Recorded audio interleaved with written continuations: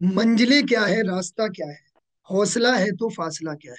तो मेरे दोस्तों, आज मैं ऐसे ही एक हौसलामंद इंसान और एक ऐसा बच्चा जिसने आर्मी क्लर्क की तैयारी पिछले कुछ महीनों में ही शुरू की, और उसके लिए आर्मी क्लर्क यानी कि आर्मी का जवान बनना सपना था।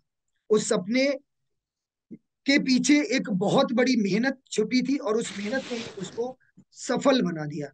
तो मैं सबसे पहले उस बच्चे का परिचय कराना चाहूंगा। जैसा कि आप लोग देख सकते हैं कि वो बच्चा जो स्क्रीन पर है, जिसका नाम है धीरज सिंह, जो कि राजस्थान से है और आर्मी क्लर्क में अभी सेलेक्ट हुआ है। बच्चों, अगर मैं बात करूं धीरज सिंह की, तो इनके फैमिली से भी दो लोग आर्मी में हैं। तो एक उसके अंदर, एक आप ये भी कह सकते हैं, बहुत बड़ा मोटिवेशन था, क्योंकि वो अपने घर में उन लोगों को देखता था जैसा कि वो बनना चाहता था। आज हम धीरज से उसकी स्ट्रेटजी के बारे में, किस तरह से उसने अपना एग्जाम क्लियर किया, क्या क्या परेशानियां रही, और क्या किन चीजों ने उसको मोटिवेट किया यहाँ तक पहुंचने के लिए। तो धीरज, बहुत बहुत स्वागत है आपका। और सबसे पहले बहुत बहुत बधाई कि आज आपने फाइनल सिलेक्शन लेकर खुद को साबित किया उन लोगों के सामने जो शायद कहीं ना कहीं आपसे पूछते होंगे कि आप क्या कर रहे हो। अब शायद उन्होंने भी कहना बंद कर दिया होगा कि आप क्या कर रहे हो, क्योंकि आप फाइनली सेलेक्ट हो गए हो। तो धीरज, सबसे पहले आप अपनी जर्नी के बारे में, जर्नी में वही कहते हैं ना कि एक स्टूडेंट अपनी जब तैयारी शुरू करता है तो कई मुश्किलें उसके रास्ते में आती हैं, लेकिन अगर आप उन मुश्किलों को, उन डिफिकल्टीज को पॉसिबिलिटीज में बदलते हैं तो कहीं ना कहीं आप एक दिन सफल जरूर हो जाते हैं। तो धीरज, सबसे पहले आप ये बताइए कि रनिंग की तैयारी, जैसा कि आर्मी में ये कहा जाता है कि अगर आप फिजिकल निकाल लो तो आपका सिलेक्शन हो जाता है, क्या ऐसा है कि फिजिकल के बाद आपको मेहनत करने की जरूरत नहीं पड़ती है? नहीं सर, जरूर तो पड़ती है। हम्म। फर्स्टली तो सर मैं बताना चाहता हूँ कि है ना, आप है ना रनिंग के साथ ही है ना स्टडी करें। उसले है ना किसी पे है ना बाद में है ना कोई फोकस नहीं आया। तो है ना, फर्स्टली है ना मैंने रनिंग क्लियर करी ना, उससे पहले ही है ना मैं स्टडी करता था, है ना। और स्टडी करता था, और जैसे ही है ना मेरा फर्स्टली है ना मैंने है ना मेरे ग्रुप के साथ में है ना रनिंग की थी। तो रनिंग क्लियर होने के बाद मैंने है ना तुरंत बाद है ना स्टडी स्टार्ट कर दी थी, जो आपके एग्जामपुर ऐप से। और मैंने है ना कम से कम 5-6 घंटे है ना मैं दिन भर है ना स्टडी करता था लाइब्रेरी में। और सत्यदेव सर की मेहनत से आज है ना मेरा इंडियन आर्मी में सिलेक्ट हो गया है, और उनकी टीम की बदौलत आज मेरा इंडियन आर्मी में सिलेक्ट हुआ है। एंड मैं सर को धन्यवाद देना चाहता हूँ, देखो एंड बच्चे, एग्जामपुर की टीम को भी। धीरज, मैं एक बात जरूर कहूंगा। देखिए, हम लोगों ने जो भी आपके लिए मेहनत की, ये सिर्फ सहयोग का एक भाग था। जो भी मेहनत थी, लगन थी, आपकी लगन ने आपको आपकी मंजिल तक पहुंचाया है। हम लोगों ने केवल सहयोग किया, और ये बात सही है। मुझे आपकी एक बात बहुत अच्छी लगी कि रनिंग के साथ साथ ही आप अपनी पढ़ाई भी शुरू कर दी। तो लगभग इसका मतलब आप 3-4 महीने पहले से ही अपनी रनिंग के साथ साथ रिटन एग्जाम की भी तैयारी कर रहे थे। जैसे कुछ बच्चों के मन में एक बात रहती है कि सर, एक महीने पहले भी अगर हम तैयारी करना शुरू कर देंगे, या 15 दिन में रिटन की तैयारी कर लेंगे, तो क्या आर्मी क्लर्क में 15 दिन पहले तैयारी शुरू करने से क्या 15 दिन में पूरी तैयारी हो सकती है? आपको क्या लगता है इस बारे नो सर, नहीं हो सकती, क्योंकि सर इस बार पेपर था ना 13 नवंबर का। तो सर पेपर है ना थोड़ा लेवल का था, हार्ड लेवल था। तो है ना जैसे हम ज़्यादातर मोस्टली है ना रनिंग पास होने के बाद है ना तो है ना जिसने है ना जिसका है ना बेसिक है ना अच्छी तरह था इंग्लिश में और है ना जनरल नॉलेज में, और जिसने बढ़िया तैयारी कर रखी थी 6-7 महीने से, उसी का ही है ना सिलेक्शन हो पाया है। और मैं बच्चों को बताना चाहता हूँ कि है ना में? ओके, धीरज, मुझे लगता है कुछ नेटवर्क इशू था।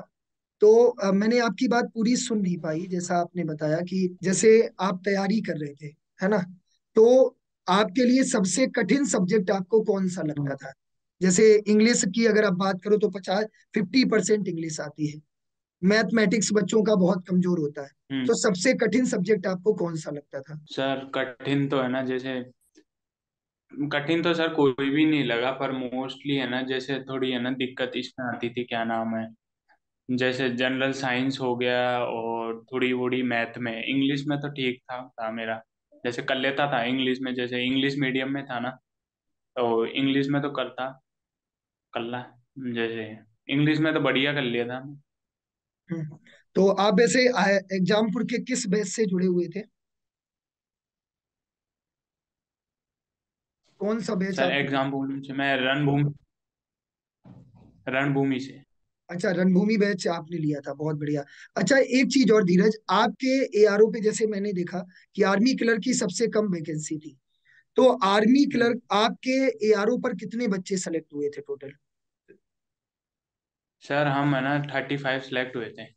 मतलब 35 बच्चे आपके एआरओ में सेलेक्ट हुए, जिसमें आपका भी नाम था, है ना? तो ये एक बहुत बड़ी बात होती कि 35 में अपनी जगह बना पाना। अच्छा धीरज, एक चीज और, जैसे आज की जनरेशन में डिस्ट्रैक्शन बहुत आते हैं, कोई मोबाइल का आदी हम्म। हो जाता है, व्हाट्सएप चलाता है। क्या हाँ। आपका कोई, आपकी लाइफ में कोई ऐसा डिस्ट्रैक्शन आया जिसकी वजह से आपकी पढ़ाई में डिस्टरबेंस हुआ हो? नहीं सर, ऐसा तो कोई नहीं था। अच्छा, तो मतलब और कोई चक्कर वक्कर नहीं था बीच में, मतलब पढ़ाई, पूरा पूरा जो फोकस था वो सरकारी बाबू बनने पे था, प्राइवेट बाबू पे नहीं था, है ना? चलिए। तो नहीं हाँ ये सर, पूरा था। नहीं, ये एक बहुत बड़ी बात होती है कि बच्चों में डिस्ट्रैक्शन आ जाते हैं, और बच्चे कहीं ना कहीं डिस्ट्रैक्शन की वजह से उनका काफी लॉस हो हाँ जाता सर। है। तो आप उसके बारे में क्या कहना चाहेंगे, मतलब उस पे कैसे बच्चे कंट्रोल कर सकते हैं कि जिससे कि उनके आगे अगर कोई डिस्ट्रैक्शन भी आए तो उनका फोकस केवल लक्ष्य पे रहे? हाँ सर, वो मैं बताना चाहता हूँ कि है ना, फोकस अपने गोल पे है ना रखना चाहिए पूरी तरह से। अपने है ना जो भी एम हो उसको ही सबसे ज्यादा फोकस उसी पे रखना चाहिए, और जो भी अदर एक्टिविटी हो उसको टाइम बाद में देना चाहिए। पहले अपना गोल होना चाहिए फिक्स कि है ना मेरे को बनना ही है, इसी फर्स्ट अटेम्प्ट में मेरे को ये क्लियर करना है। और अपना है ना टाइम टेबल फिक्स बना के रखो कि है ना मेरे को ये करना है, ये करना है, सुबह कितनी बजे उठना है, और मेरे को है ना फर्स्ट अटेम्प्ट में ही है ना वो क्लियर करना है। बिल्कुल, ये बात बहुत अच्छी कही कि जब हम अपना गोल बना के रखते हैं कि नहीं नहीं हमें ये करना ही करना है, तो हमें जरूर मिल जाता है, क्योंकि किसी ने बहुत खूब कहा है कि कोई भी लक्ष्य मनुष्य के साहस से बड़ा नहीं, हारा वही जो लड़ा नहीं। तो ये एक बहुत बड़ी बात होती है। अच्छा धीरज, एक बात और, आपने तैयारी की, रणभूमि बेस से की, आपने एग्जाम से कोर्स यस। लिया, लेकिन उस बीच में आपको क्या लगता है सबसे महत्वपूर्ण सब्जेक्ट कौन सा आपको लगा कि इस सब्जेक्ट को मुझे ज्यादा टाइम देना चाहिए, और किस सब्जेक्ट को आपने कितना टाइम दिया? सर मोस्टली तो मैंने है ना सबसे ज्यादा टाइम इंग्लिश को ही दिया था ऐसे तो। ओके। उसमें सर जैसे मैं लाइब्रेरी ज्वाइन करता, 8 बजे से लाइब्रेरी स्टार्ट करता था, तो रात को है ना 7 या 8 बजे तक लाइब्रेरी में रहता था। तो है अच्छा। ना उसमें है ना बीच में है ना 2 घंटे का ब्रेक ही लेता था बस। अच्छा। तो है तो ना मैं इंग्लिश की क्लास होती थी ना, तो है ना सुबह सुबह है ना 1 आवर है ना मैं टेस्ट लेता था, हम्म, फर्स्ट आवर। और मतलब, उसके बाद में है ना सर 3 से 4 आवर में है ना सर इंग्लिश को देता था। वाह, मतलब इंग्लिश आप, और सब है ना सारे सब्जेक्ट। अच्छा एक बात मैं थोड़ा और पूछना चाहूंगा, जब आप इंग्लिश की क्लास लेते थे कभी आपको बोरिंग लगा कि इंग्लिश बोरिंग सब्जेक्ट है? ऐसा लगता है होगा बच्चों को, क्या आपको कभी लगा जब आप मेरी क्लास लेते थे, इंग्लिश की क्लास स्पेशली मैं पूछना चाहूंगा? हाँ। नहीं सर, नहीं लगा अभी। अच्छा, तो आपका क्या एक्सपीरियंस रहा और सारे सब्जेक्ट में, मतलब आपका कहना है कि अगर आप आर्मी क्लर्क में सिलेक्शन लेना चाहते हैं तो इंग्लिश आपको ज्यादा समय देना पड़ेगा, क्योंकि इंग्लिश फिफ्टी यस। परसेंट 50% आती है। अच्छा, आपके लिए इस जॉब को पाने में सबसे बड़ा, कहते हैं ना कि एक, हमारे लिए एक कोई अ, हम किसी को फॉलो कर रहे होते हैं, आप इसका सबसे ज्यादा श्रेय किसे देना चाहेंगे? सबसे ज्यादा तो शायद मैं मम्मी पापा को देना चाहता और आपकी लाइफ में जो आपको इस मंजिल तक पहुंचाने में जिन्होंने आपकी सहायता की, उन 5 लोगों को आप हूँ। क्या कहना चाहेंगे, या इन सब लोगों से क्या कहना चाहेंगे कि सफलता किस तरह से आप प्राप्त कर सकते हैं? एक तो होता है मेहनत, ईमानदारी और लगन, आपके अनुसार और कोई एक ऐसी चीज जो सबसे ज्यादा महत्वपूर्ण होती है, वो क्या है?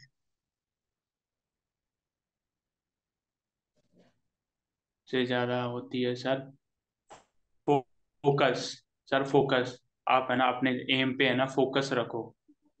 ओके, बहुत बढ़िया बात कही कि फोकस अगर आप अपने एम पर रखते हैं तो आप अपने लक्ष्य तक जरूर पहुंच जाएंगे। तो कोई एग्जामपुर ने आपकी किस तरह मदद की, मैं ये जरूर पूछना चाहूंगा, आपकी पढ़ाई में किस तरह से मदद की, और आप बच्चों को एग्जामपुर के बारे में क्या मैसेज देना चाहेंगे? सर यही कि है ना, आप है ना अपना ड्रीम है ना सक्सेस करना चाहते हो, तो है ना एग्जामपुर में है ना बढ़िया बढ़िया टीचर्स है, तो उनकी सहायता से है ना आप अपना एम को है ना सक्सेस कर सकते हो।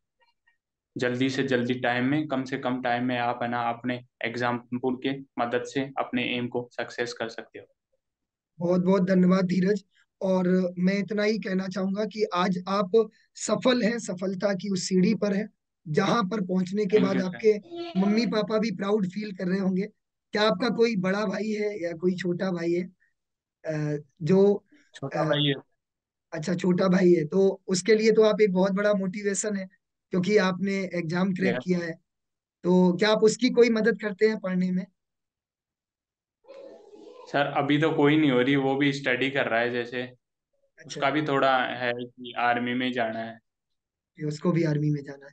तो ये एक बहुत बड़ी बात है कि आपने बताया कि आपके दादाजी भी आर्मी में हैं, आपके फादर भी आर्मी में हैं, आप भी आर्मी में पहुंच गए, आपका भाई भी आर्मी की तैयारी कर रहा है। मतलब एक कहते हैं ना कि घर में ही वो सारी चीजें हैं जो मतलब किसी को चाहिए होती है ना। तो ये बहुत बड़ी बात है कि धीरज आज आपने Yes. अपना मुकाम पाया। मैं आपके साथ साथ आपकी पूरी फैमिली को भी बधाई देना चाहूंगा। शायद आपके पापा जी तो यस। होंगे नहीं घर पे, पापा जी हैं क्या आपके? नहीं सर। अच्छा हाँ अच्छा। सर। चलिए, दादाजी कोई भी नहीं है? सर अभी अभी गांव में हूँ सर, अभी मैं अच्छा, छुट्टी आप गाँव। वेकेशन मनाने आया। अरे वाह, अरे वाह, अब तो छुट्टियां मनाओ, कुछ भी मनाओ, है ना। चलिए, बहुत बहुत बधाई धीरज। और मैं इतना ही कहूंगा कि यस। अब आपको देश सेवा करने का मौका मिला है, तो पूरी लगन सच्चाई के साथ अपनी देश सेवा करिए। और एग्जामपुर ऐसे ही आप सबकी मदद करता रहेगा। और मैं सभी बच्चों को कहना चाहूंगा कि धीरज आपके लिए सच में एक उदाहरण है, जिसने जहां पर 40 से कम वैकेंसी थी और वहां पे भी धीरज ने अपना स्थान बना पाया। तो लक्ष्य पे अगर आपका टारगेट है, लक्ष्य आपका, आप फोकस कर रहे हैं, तो निश्चित रूप से आप सफलता पा लेंगे। तो इतना ही मैं कहूंगा कि रख हौसला, वो मंजर भी आएगा, प्यासे के पास चलकर समंदर भी आएगा, तू थक कर मत बैठ ए मंजिल के मुसाफिर, मंजिल भी मिलेगी और मिलने का मजा भी आएगा। थैंक यू वेरी मच धीरज, आप हमारे साथ जुड़े, इन बच्चों को मोटिवेट किया जो थैंक आर्मी यू। की तैयारी कर रहे हैं। Thank you very much. जय हिंद। थैंक